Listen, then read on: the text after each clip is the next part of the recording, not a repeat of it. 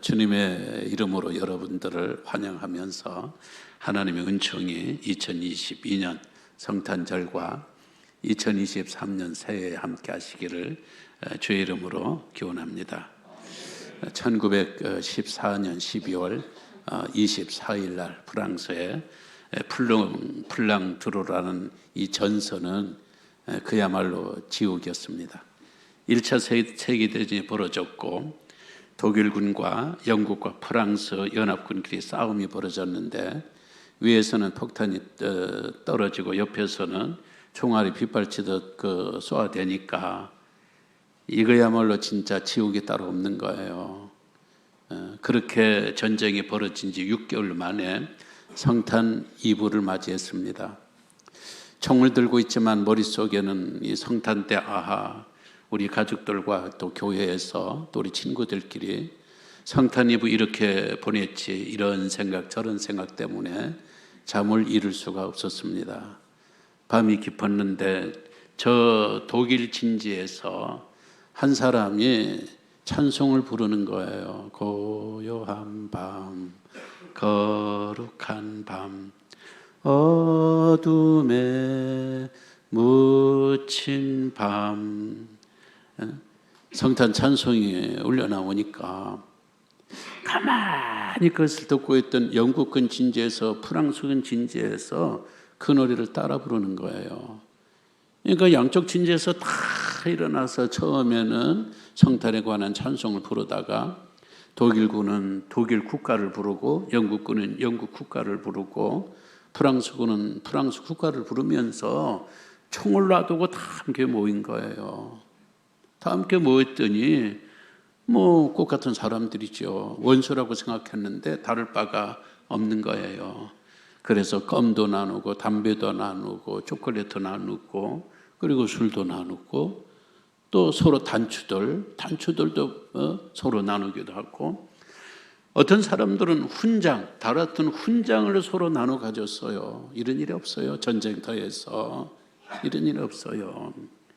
이걸 나누면서 함께 술도 마시고 또 성탄 찬송도 부르고 그러다가 누가 이렇게 말한 거예요. 왜 우리가 싸워야 하지? 왜 우리가 싸워야 하는 거야? 싸워야 하는 이유를 모른 거예요. 다음 날 다시 또 전쟁이 계속되었습니다. 그렇지만 그 전쟁에 참여했던 사람들은 1914년 12월 24일 진짜 참 인간이 된 거예요.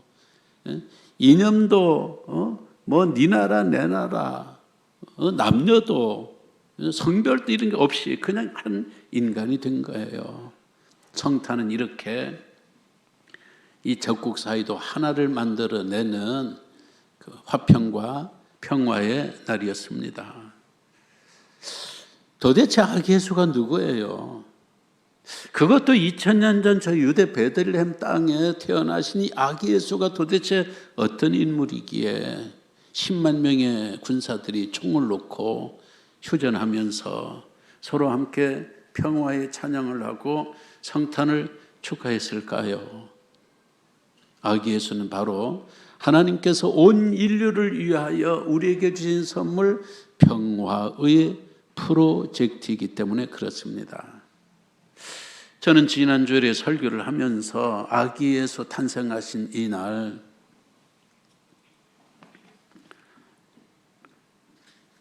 주차 단속 8092-5395-2477 2477은 내 차인데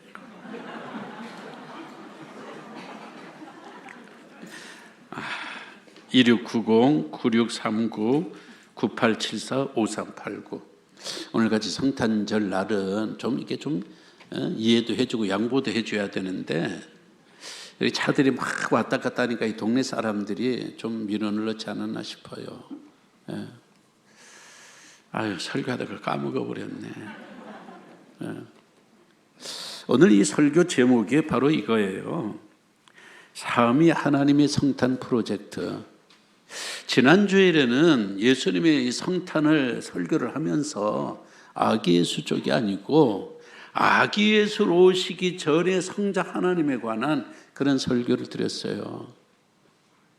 오늘은 단순히 아기 예수의 성탄에 관한 이야기만 아니라 아기 예수가 왜 우리에게 오셔야 되는가, 아기 예수가 오늘 우리들에게 어떻게 구세주가 될 수 있는가, 이 모든 평화의 프로젝트를 위해서 성부, 성자, 성령 삼위 하나님께서 협동하셨다, 이런 말씀을 좀 드리려고 그래요. 그런데 오늘 금쟁이로부터 지금 청소년, 청년들 함께 다 모였기 때문에 제가 이 설교가 포커스를 어디로 잡아야 될는지, 오늘 설교를 어떻게 해야 될는지 사실은 내심 걱정 아닌 걱정이 됩니다. 그래서 오늘은 좀 간단하게, 이것보다 기쁜 소식이 어디 있겠습니까? 좀 간단하게 설교를 진행하고 또 그렇게 마감을 하도록 하겠습니다. 우리 인류에게 평화를 주시기 위해서 성부, 성자, 성령 삼위 하나님께서 협동하시고 평화의 프로젝트, 화평의 프로젝트를 주셨는데, 이 평화의 프로젝트에서 성부 하나님은 기획을 하셨어요. 기획. 왜 기획을 하셨을까? 인간이 전부 죄를 짓고 다 마치 물속에 빠져서 허우덕거리면서 죽어가는 사람들, 불구덩이에서 들어가서 죽어가는 사람들, 죄의 물결에 그냥 휩쓸려가는 이런 사람들 하나님께서 보신 거예요. 이 죄인된 사람들을 보면서 하나님이 딜레마에 빠졌어요. 딜레마가 뭐예요? 이럴 수도 없고 저럴 수도 없는 거예요. 이렇게 하려니까 이쪽에 걸리고 이렇게 하려니까 저쪽에 걸리고, 이게 딜레마잖아요. 왜 하나님께서 죄인이신 분들 인생들을 네가 불순종하고 선악과를 따먹긴 했다만 내가 선악과를 따먹는 날에는 정령 죽는다, 내가 얘기했지만 그건 엄포였고 어쩌냐, 너와 나 사이에 내가 벌 줄 그런 관계는 아니지 않냐. 너는 창조물 중에 면류가 아니고 만물이 영장인데, 너희들이 없으면 이 우주 만물이, 이 빛나는 우주 만물이 무슨 의미가 있겠냐. 그러니까 용서, 그저 다 용서해 준다, 용서다, 이렇게 할 수가 없어요. 왜? 하나님의 정의가 그것을 용서할 수가 없어요. 그러면 벌을 준다고 하면은, 정령 죽으리라, 그들을 다 벌 준다고 하면 하나님은 사랑이라고 그러셨거든요. 아니, 하나님은 사랑이시라는 분이 그 용서도 한번 못 해주시냐? 아니, 그 용서 한번 해주면 되는데 그 용서하지도 않고 다 심판하고 다 없애버리면은 그 하나님이 뭐가 사랑이야? 하나님 사랑 아니잖아. 하나님의 정의와 하나님의 사랑, 하나님의 공의와 하나님의 사랑, 하나님의 의와 하나님의 사랑이, 이게 충돌한 거예요. 공의를 통하여 벌 주자니 하나님의 사랑이 울고, 하나님께서 모든 걸 다 용서해 버리자니 하나님의 공의가 어그러지는 거예요. 어떻게 해야 돼요? 하나님이 어느 편에 서야 돼요? 하나님이 공의의 편에서 사람들을 다 멸망시켜? 그럼 하나님의 사랑이 울죠. 그러면 하나님은 사랑의 속성이니까 무조건 다 용서, 이번엔 없던 일로 다 용서, 그러려면 하나님의 공의가 부딪혀요. 사랑과 하나님의 공의가 부딪히게 생겼습니다. 이럴 수도 없고 저럴 수도 없고, 정의를 따르자니 사랑이 울고, 사랑을 따르자니 정의를 포기해야 돼요. 그건 하나님이 아니시잖아요. 하나님은 모순이 없어야 돼요. 하나님은 진리 그 자체예요. 하나님은 진리 그 자체이기 때문에 하나님 안에서 이 상품이, 속성이 충돌이 있으면 안 돼요. 서로 간에 모순이 있으면 안 돼요. 하나님이 딜레마를 해결하는 신의 한수라는 말 있잖아요. 하나님의 한수가 나왔어요. 그건 뭐냐? 성자를 인간의 몸을 입게 하시고 세상으로 들여보내시고, 그 성자가 죄인 대신 죽는 거예요. 대신 하나님이 심판을 받는 거예요. 대신 하나님이 정의의 대상이 되는 거예요. 그리고 그를 부활시킴으로 인하여서 하나님의 사랑이 또 충족이 되는 거예요. 이게 하나님의 한 수, 신의 한 수입니다. 그래서 하나님과 인간 사이에 죄로 인하여 불화되었던 이 상태를 원래 자리로 되돌리기 위한 회복 프로그램, 그것이 바로 성탄 프로젝트예요. 성탄 프로젝트는 우연히 나온 게 아니고 하나님이 기획하시고 입안하시고 하나님께서 모든 것들을 만들어낸 프로젝트예요. 하나님께서 이 프로젝트를 만들었는데 성자 하나님이 나 안 가겠습니다. 성부 하나님이 생각해 보세요.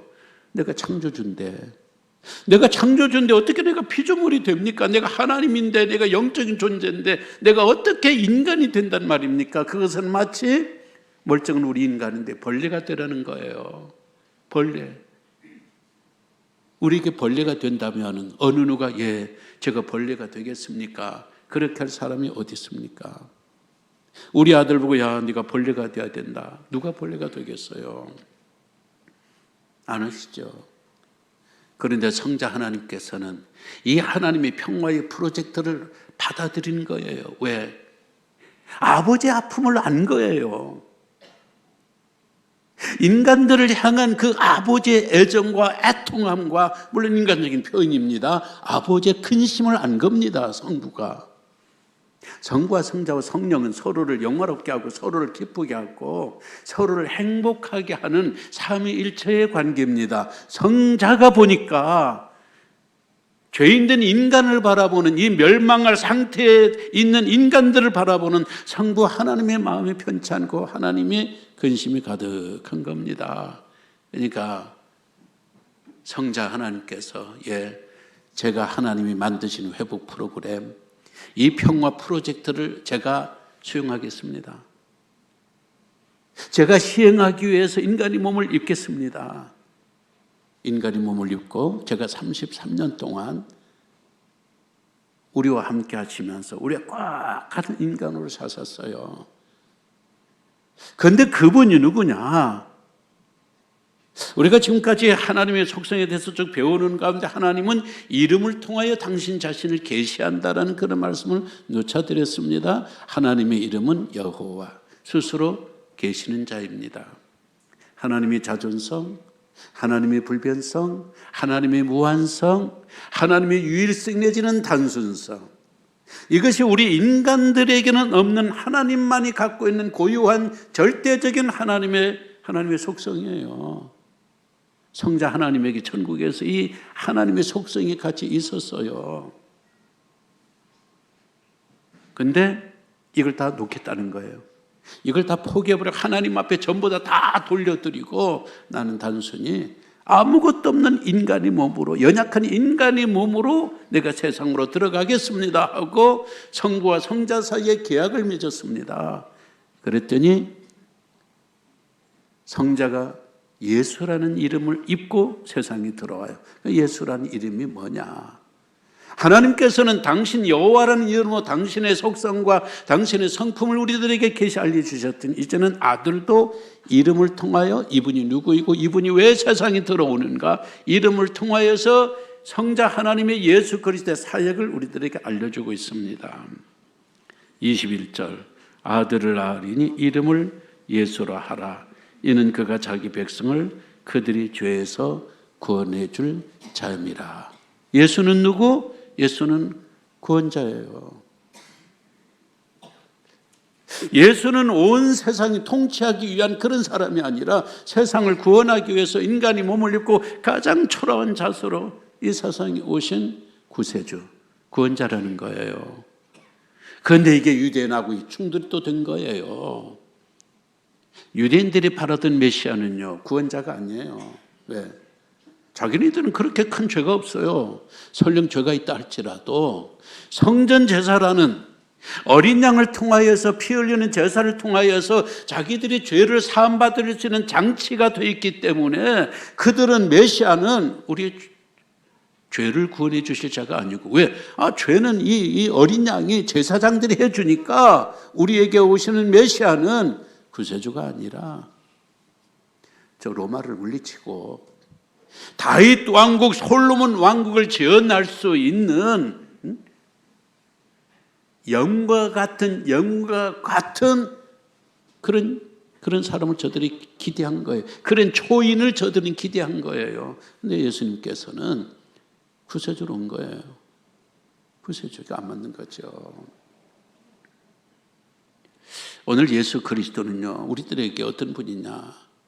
우리들이 죄를 위해서 오신 분이에요. 물론 예수님께서 여러 가지 우리의 삶을 향상시키기 위해서 오신 분은 맞아요. 그러나 가장 핵심은 뭐냐? 죄를 위해서 오신 거예요. 기독교는 죄의 문제를 해결하기 위한 복음이에요. 우리가 왜 기독교를 종교라는 말을 별로 안 좋아하는가?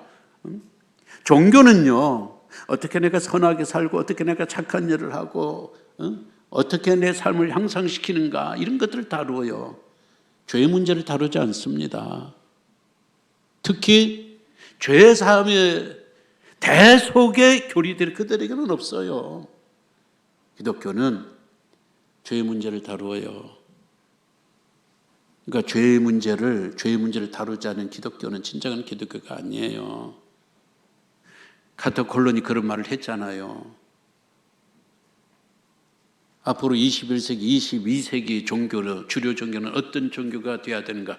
느낌이 좋은 종교가 다음 세대 주류 종교가 된다. 느낌이 좋은 종교는 뭐예요? 죄를 지적하지 않는 종교. 뭐 죄를 지적하면은 기분이 안 좋잖아요. 죄제하면 공연히 기분이 좀 그렇잖아요. 앞으로는 죄를 지적하지 않아야 그 종교가 부흥하고 성장하고 사람들의 마음속에 힐링 그런다는 이야기예요. 그러나 기독교는 아니에요. 이 문제를 놓쳐버리면 그건 기독교가 아니고 바울이 갈라디아에 서서 말하는 것처럼 다른 복음, 다른 기독교입니다. 진정한 기독교는 죄의 문제를 처음부터 잡아야 돼요. 우리의 코로나 때문에 우리 삶이 망가져 버렸잖아요. 3년 동안 우리 삶 속에서 코로나가 잡혀야 모든 게 다 돌아와요. 마스크도 해제가 되고 우리 일상생활에서 모이는 거나 서로 대면하는 거나 이런 것들이 활성화가 되는데, 코로나가 있는 한은 항상 우리는 조심하게 되고, 그리고 우리가 서로 모임을 기피하게 되고 비대면으로 나가게 되고, 비대면으로 나간다는 것은 서로에 대한 무관심이거든요. 그러니까 이 코로나 치하에서는 코로나가 핵심이에요. 이거 잡아야 돼요. 마찬가지예요. 우리 인생살이에서 많은 불행이 있고 많은 불화가 있어요. 왜 전쟁이 있어야 되는 거예요? 탐욕이잖아요. 욕심이잖아요. 그저 어떤 칼럼니스트가 쓴 글을 보니까 이 대한민국처럼 서로 싸우는 민족이 없대요. 저희들끼리. 대한민국처럼 그렇게 동족들끼리 싸우는 사람이 없대요. 남북이 싸우더니 동서가 싸우고 학벌 갖고 싸우고 남녀들끼리 싸우고 윗세대하고 아랫세대 싸우고 노사 간에 싸우고 지금은 노노 간에 싸워요 또. 대한민국은 친자하고 반자밖에 없다는 거예요. 친문, 반문, 친윤, 반윤 이렇게 서로 이렇게 싸우는 거예요. 이런 문제들이 그 속에는요 죄가 있는 거예요.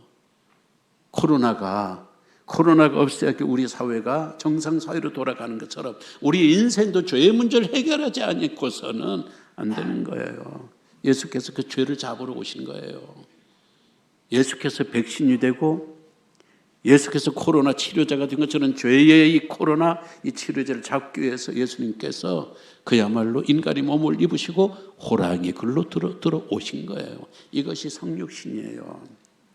하나님께서 만들어내신 계획해 놓으신 이 평화의 프로젝트를 갖고 오셔서 하나님과 인간 사이에 화해시키기 위해서, 하나님과 인간 사이가 지금 이 반목하고 대립된 것은 딱 하나, 죄 때문이에요. 죄가 하나님과 우리 사이를 갈라놓는 거예요. 갈라놓으니까 우리에게 평안이 없는 거예요. 기쁨이 없는 거예요. 평화가 없는 거예요. 하나님과 우리 사이가 안 좋은데 부모와 자식 간이 이 대립이 되면은 어느 부모가 행복하고 어느 자녀들이 행복하겠어요. 돌아서야 돼요. 반목하고 대립된 걸 돌아서게 하는 이가 누구냐? 바로 예수인 거예요. 성자 하나님. 성자 하나님, 하나님이 평화의 프로젝트를 갖고 세상에 들어오셔서 당신은 십자가에서 죽어서 이걸 희생하지 않으면 하나님이 정의를 만족시킬 수가 없어요. 네가 따먹는 날에는 정령 죽으리라. 죽어야 돼요. 누군가 죽어야 돼요. 근데 누군가 죄인끼리 죽으면 소용이 없어요. 죄가 없는 사람이 대신 죽어야 되는데 죄 없는 사람은 이 세상에 없어요. 죄 없는 존재는 하늘에밖에 없는 거예요. 그러니까 성자 하나님 이 땅에 오셔서 예수 그리스도는 이름을 갖고 33년 사시다가 천국으로 다시 복귀하신 거예요. 그러면 예수 그리스도께서 가버리시니까 이따 예수님께서 만들어주신 구원의 역사는 어찌해야 되는 거예요? 하나님께서 실천하시고자 하는 평화의 프로젝트는 어떻게 해야 되는 거예요? 여기에 성령 하나님 역사가 나옵니다. 전사는 이 악의 이름을 다시 한번 또 알려줍니다. 23절 같이 읽을까요? 지금 졸고 있는 분들을 위해서 다시 읽자고 하는 거예요. 야, 이거 오늘 같은 날 이거 졸면 뭐 졸리는데 어떻게 하겠어요? 23절 시작. 보라, 처녀가 잉터의 아들을 할 것이요 그의 이름은 임마누엘이라 하리라 하셨으니 이를 번역한 적 하나님 우리와 함께 계시다 함이라. 하늘나라로 돌아가시기 전에 예수님께서 하나님께 부탁했어요. 하나님, 성령을 보내주세요. 보혜사 성령을 보내주셔요. 예수님께서 승천하시고 얼마 후에 성령이 임하셨어요. 120여 명이 모였는데 성령이 임하셨어요. 그 성령은요, 하나님이 영이시면서 예수의 영입니다. 예수의 영이에요. 그래서 교대한 거예요. 예수님은 육신으로 올라갔지만은 하나님의 영이 교대해서 이 땅 위에서 예수님의 영으로 예수님께서 십자가 위에서 우리를 위해서 피 흘려 죽으셨는데 예수님의 이 보혈이 모든 죄의 백신이 되어서 이걸 누가 주사를 해줘야 되잖아요. 이 주사하는 역할을 누가 했는가? 이 성령이 하시는 거예요. 예수님께서 진행시킨 평화의 프로젝트를 이 성령께서 맡아가지고 사람들 속에 들어가셔서 그들의 마음속 죄를 깨닫게 하시고 예수를 믿게 하시고 자기가 어떤 존재인가를 알게 하시고 그리고 천국 가는 그날까지 보호해 주시며 뿐만 아니라 예수의 성품으로 변화, 이걸 성화라고 그래요. 성화. 계속 성화되도록 작용하시고 도와주시고 뿐만 아니라 다시 오실 예수 그리스도의 재림을 사모하게 만드는 그런 일들을 성령께서 계속 해나가신다는 거예요. 그래서 오늘 우리가 있는 거예요. 성탄은 단순히 아기 예수가 탄생했고 우리가 축하하고 그 정도만 아니에요. 성탄은 하나님과 우리 사이에 끊어져 버린 평화의 다리를 이어주고 하나님과 우리 사이에 반목과 대립과 불화로 이렇게 되어버린 이 관계를 서로 화목하고 평화롭게 하고자 하는 회복의 프로그램이자 평화의 프로젝트가 바로 성탄이에요. 성부는 이 성탄 프로젝트를 기획하셨고 성자 하나님은 이 성탄 프로젝트를 직접 운영하셨고 그리고 성령 하나님은 성탄의 프로젝트가 성화로 이어지도록 그리고 예수 그리스도의 재림을 계속 바라볼 수 있도록 옆에서 우리를 도와주시는 그런 역할, AS 역할을 계속 십자가 위에서 그 피 흘린 예수 그리스도가 모든 믿는 사람들에게 적용시키고 구원받은 그 사람들이 하나님의 은혜 가운데 계속 자랄 수 있도록 도와주는 역할을 성령이 하시는 거예요. 그래서 성탄의 프로젝트는 위대한 하나님께서 우리 인간들에게 창조와 함께 주신 위대한 평화의 선물이에요. 그래서 그 아기가 오늘 이 10만 명을 그렇게 서로 죽이고 싸우던 사람들 잠시 동안 멈추게 했고 적군들끼리 서로 과자를 나누고 또 술을 나누고 서로 담배를 피워가면서 심지어는 자기의 훈장을 떼어서 상대방에게 주면서 비록 잠시 동안이지만은 평화를 만들어낸 거예요. 결국 그들이 평화를 만든 게 아니에요. 아기 예수의 성탄이 사함의 하나님의 프로젝트이기 때문에 이 프로젝트가 오늘 우리들에게 와서 하나님 안에서 우리가 아버지 이렇게 부를 수 있는 평화의 관계가 이어졌고, 우리가 교회가 교회 공동체 안에서 우리가 서로 간에 집사님, 장로님, 목사님, 성도님 이렇게 서로를 좋아하는 평화의 관계가 이루어졌고, 그런 사람들이 세상에 평화를 전해야 되고, 그런 사람들이 세상에 평화를 만들어 가야 그게 진정한 평화가 된다는 거예요. 1945년 만들어진 유엔이요, 강대국들에게는 아주 약해요. 제 역할을 못해요. 유엔이 세계 평화의 중심이 될 수가 없어요. 세계 평화의 중심은 전 세계 흩어져 나가 있는 선교사님들, 그리고 각 자기의 나라에서 그리스도의 이 삶을 실천하는 그런 사람들, 이런 사람들로 인하여서 하나님의 성탄의 프로젝트는 진정 이 세계에 평화를 만들어낼 수 있다는 것, 우리가 이런 자부심 가운데 2022년 성탄절을 보냈고, 내년에는 더 많이 평화를 위해서 힘쓴 한국교회 세상에 내놓으면서 우리 자신이 이웃들과 잘 지는 더 나아진 우리의 삶을 주님 앞에 선물로 드리면서 2023년에 성탄절을 맞이할 수 있게 되기를 주의 이름으로 기원합니다. 다 함께 일어나셔서 찬양을 하도록 하겠습니다. 115장.